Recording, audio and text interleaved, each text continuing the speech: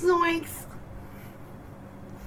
The vintage animation and action figure nerd here with my top 10 episodes of... with my top 10 monsters of any Scooby-Doo franchise running through the late 70s. Scooby-Doo, Where Are You?, the new Scooby Movies, the Scooby-Doo Show, at least season 1 of Scrappy-Doo. Being born in the 80s and raised in the 80s, it was not only extremely common to... I was not only raised on He-Man, G.I. Joe, Thundercats, it was also extremely common to find reruns of the original Scooby-Doos on in the afternoon block. I'm here with my top 10 Scooby scares. Those are the monsters. Occasionally they surpass the episode. Sometimes they carry an equally great episode.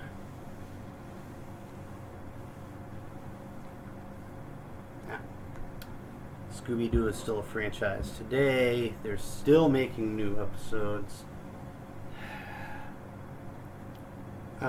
So he is an animation icon, and therefore there's plenty of room for healthy debate on what the best episodes are. These just happen to be my favorite monsters.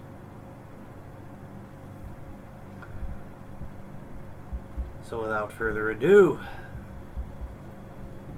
here we go.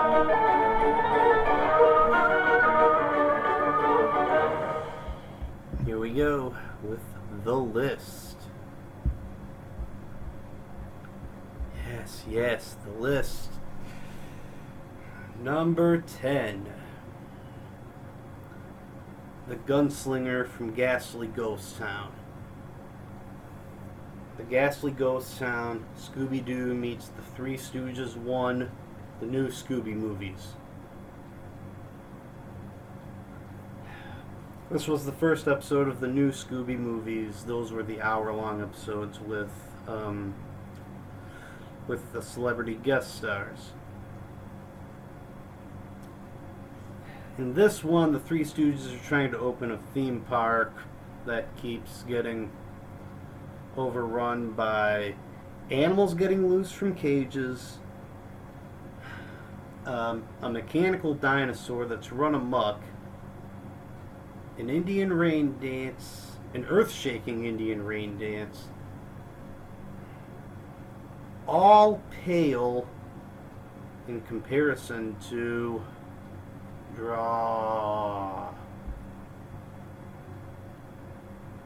the Mechanical Gunslinger.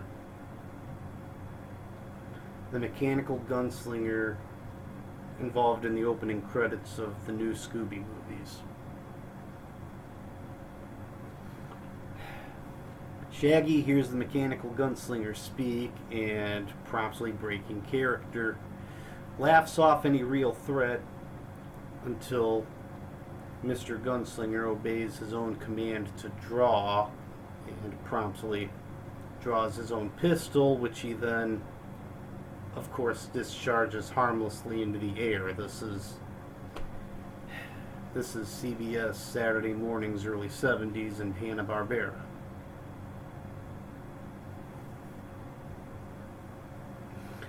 Scooby-Doo, also breaking character, decides to step up to the challenge.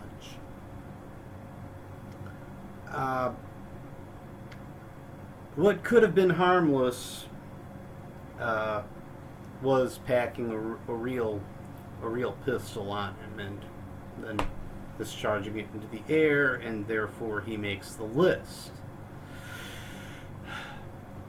The less said about Amos Crunch in the cowboy duds of a Mechanical Gunslinger that we all watched get destroyed, the better. Yeah, that was not really a necessary part of this. Again, the Gunslinger sort of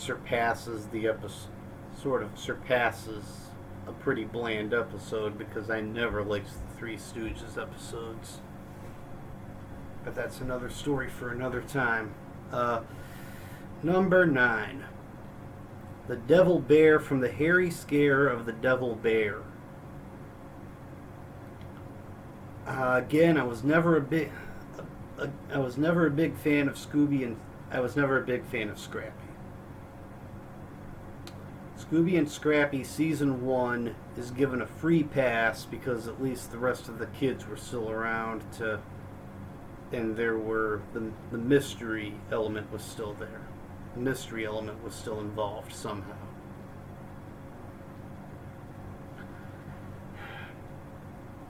Yeah. I wanted to pick one masked miscreant from Scrappy's season to acknowledge him, and the star creature, the neon phantom, and my personal favorite from my personal favorite episode, the night ghoul, have all just taken a back seat to the devil bear. It was one thing when the criminal perpetrator dressed himself as a humanoid-sized ghost. It did up the ante when they disguised themselves as something larger than life that could actually dwarf the kids in many shots of the episode. Hence the devil bear.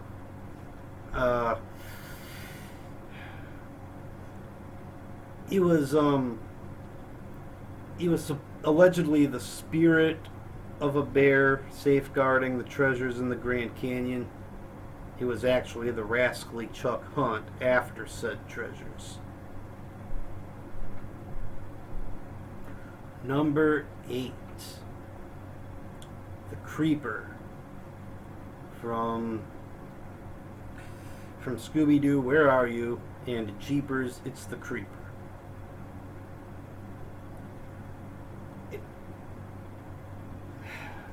It took me about 15 times watching this episode to realize that the creeper kept moaning the word paper instead of constantly mumbling his own name and tending to freak the kids out.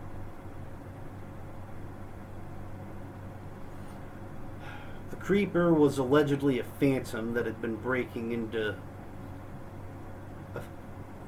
The creeper was allegedly a phantom safe burglar who had been breaking into banks all over town. A blank piece of paper was the kid's only clue. And hence, the flame will tell the creeper. The blank piece of paper was a very good shot of the bank president robbing his own bank.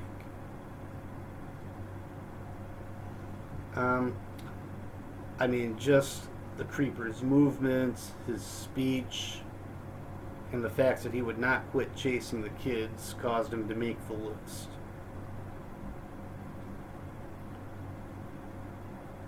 And there was something kind of dark about the backgrounds of him chasing them around a farmyard all night. Of course, being Scooby-Doo, there was a B-side story about a baby chick. No. I want to just keep talking about the creeper. Number 7. The Black Knight from What a Night for a Night, Scooby-Doo, Where Are You? Episode 1. The episode that started it all in 1969.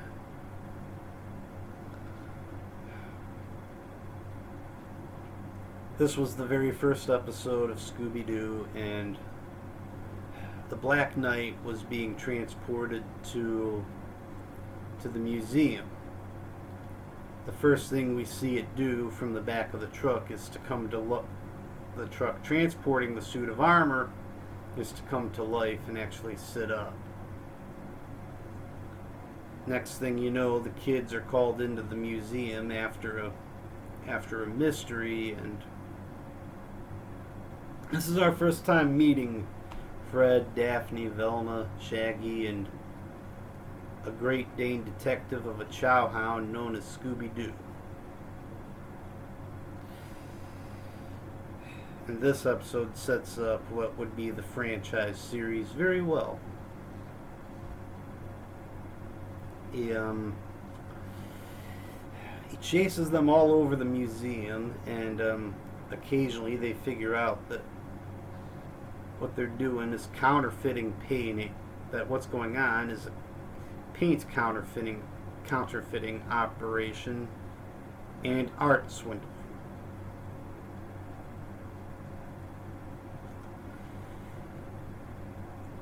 They eventually tackle the Black Knight to unmask Mr. Wickles, the Jewel Raider, and eventually find a missing professor who was the one person who could have identified the counterfeit paintings from the originals that had been stolen.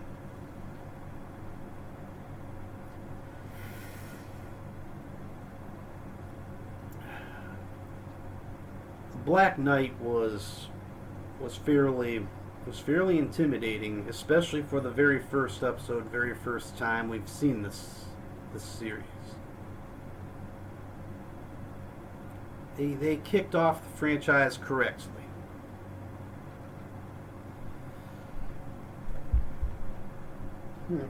Number 6.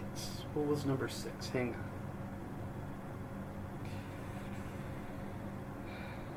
Talk amongst yourselves. I should have really prepared for this. Yes. Number 6. The spooky space kook from the self-entitled episode of Scooby-Doo. Where are you? The spooky space kook was a giggling, glowing space skeleton running amok across an airfield. He came complete with spaceship. I mean, this guy was intimidating looking. He had the glowing facade. He had the haunting giggle, and he left glowing footprints. And he may or may not have had an army on his side.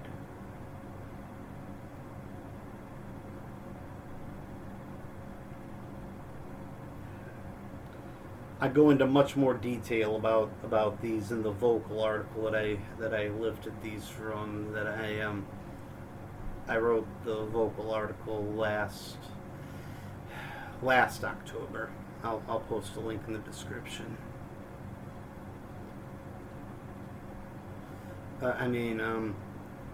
Along come the grand unmasking, at which point Shaggy declares that Mr. Space Kook is tired of being a space ghost.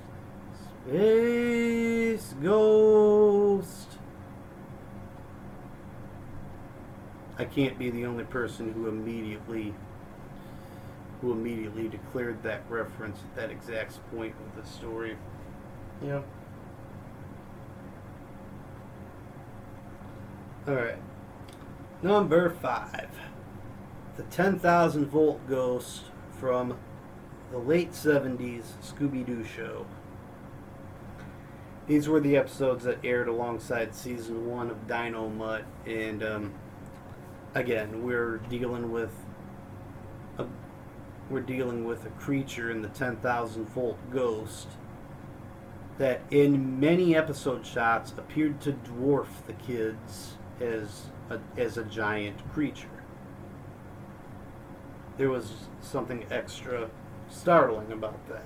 Something extra great about a villain who could actually dwarf the kids. The Mystery Machine has run out of gas for about the 12th time in the same week, and the kids slip and slide their way into Winter Haven, a snow-themed Christmas paradise besieged by blackouts. The accommodating Mayor Dudley offers that the kids may spend the night in a town that we just established was completely blacked out. But the kids have caught the scent of another mystery and they want to thaw it out for the fine folks of Winter Haven.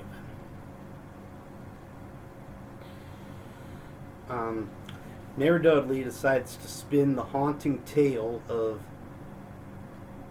the dearly deceased Voltner, who has now come back as the 10,000 volt ghost. We are talking about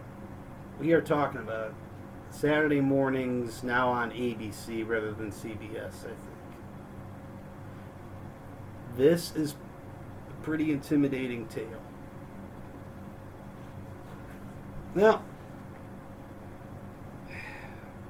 so the kids chase down the 10,000 volt ghost from What a Shocking Ghost.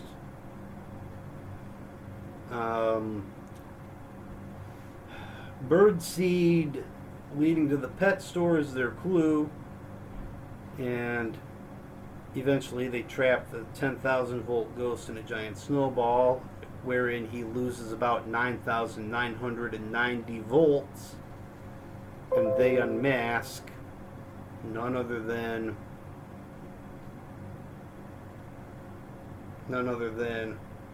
a Voltner who is alive and very well.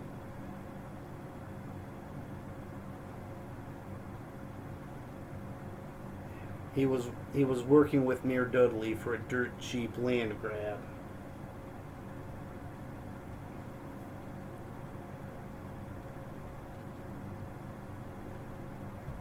This was, again, in many scenes, the 10,000 volt ghost appeared to be far bigger than the kids. Then he lost his, then the insulated rubber suit he wore lost the incandescent glow from the battery pack, and all of a sudden he was the size of a human being again.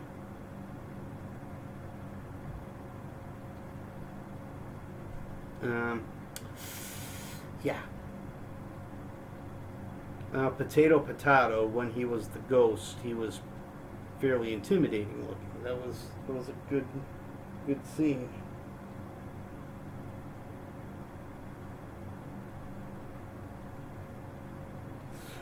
Number 4, the diabolical disc demon from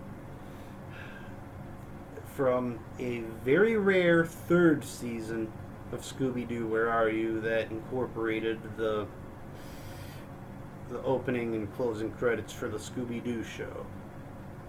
These episodes were very rare in reruns until the advent of DVD.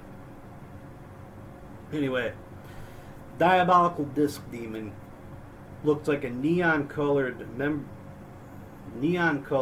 dearly departed member of KISS. Yeah, he was. It was pretty startling for ABC Saturday mornings when the opening shot is him chasing a terrified man through a recording studio, through a recording studio, and that was the opening shot of the episode.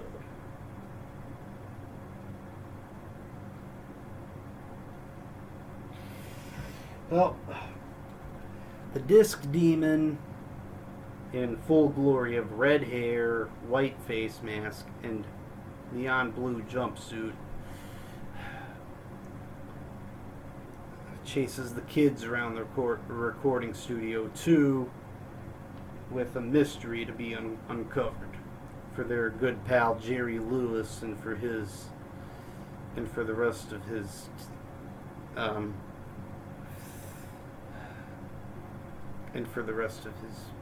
record coordinators.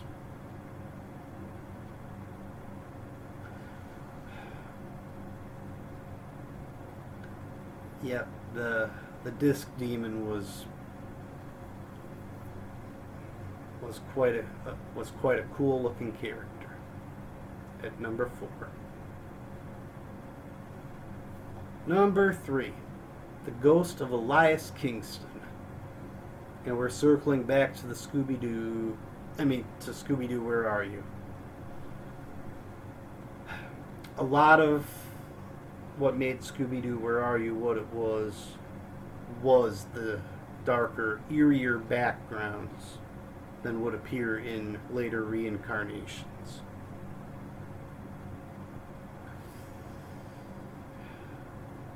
They,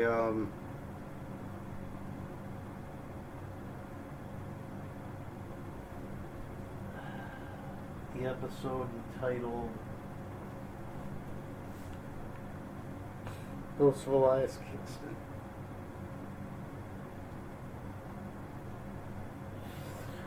The episode entitled What the Hex is Going On that debuted The Ghost of Elias Kingston played perfectly the far eerier elements of the series against the straight comedy that was Shaggy and Scooby's antics.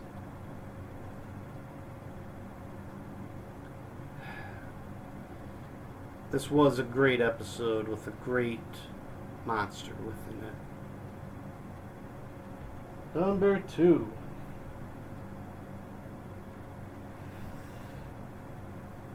Dracula, the Gypsy, the Wolfman, and Frankenstein from a gaggle of galloping ghosts from Scooby-Doo, Where Are You?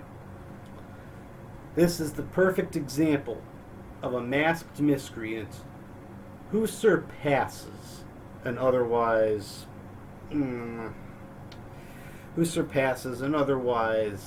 bland episode. Very mediocre.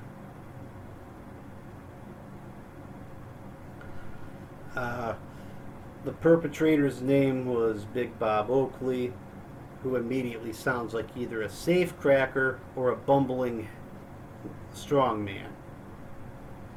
His alias was the actor, and he earned his acting chops by portraying not 1, not 2, not 4 ghosts in one episode to try to scare Mysteries Inc. out of Frankencastle long enough for him to take the Franken-Jewels.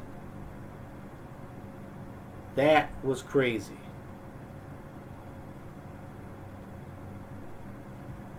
Bravo to, albeit a jewel thief, that can portray not 1 but 4 spirits.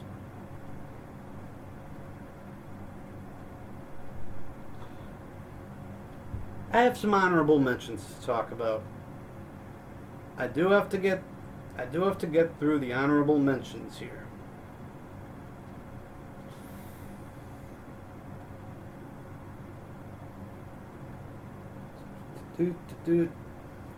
Honorable mentions to include the Indian Witch Doctor from the Scooby-Doo Where Are You episode, Decoy for a Dog Napper.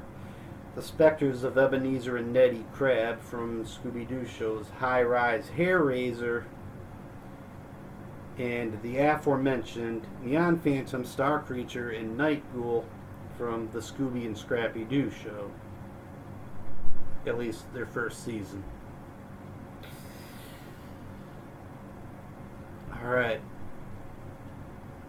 We've been through 10 through 2. We have been through the honorable mentions.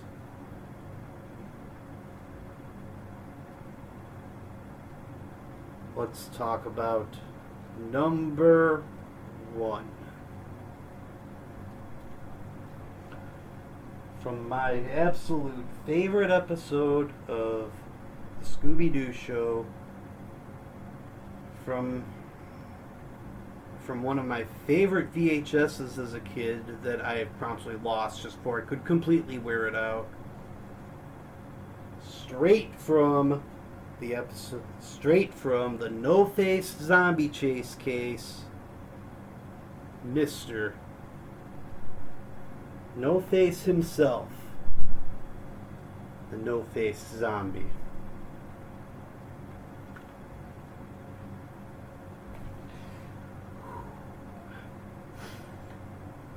This was the perfect example of one of the Scooby-Doo show's colorful creatures being placed against a darker and eerier backdrop as what used to be shown in Scooby-Doo, Where Are You? In fact, the very opening scene to the episode was to see No-Face in limping, growling, and gurgling fashion enter the scene, spy a coin shop, and promptly break a door off of its hinges with his bare hands, just before smashing into a jewel case and smashing into a coin case and stealing the golden galleon, a rare 13th century coin worth $1 billion.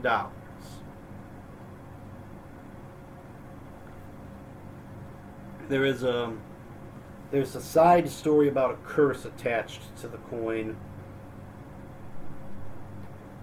and that side story includes that No-Face is allegedly the spirit of the coin's owner.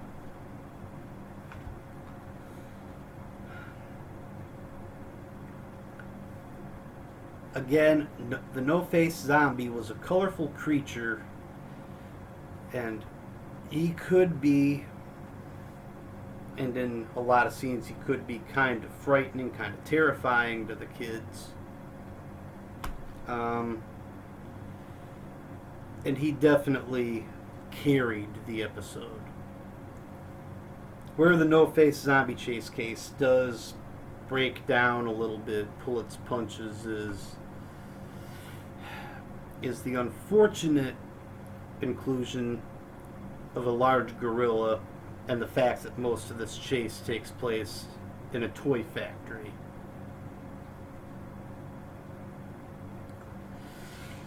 But then the episode gets saved when there is something very dramatic about the reveal of the No-Face zombies unmasking. Well, there you have it. My top 10 favorite Scooby-Doo scares. My favorite monsters and miscreants. If you like this content, feel free to leave a like. Feel free to check out a couple more videos. Feel free to subscribe. Peace. Good to see you again today. Thanks for joining me.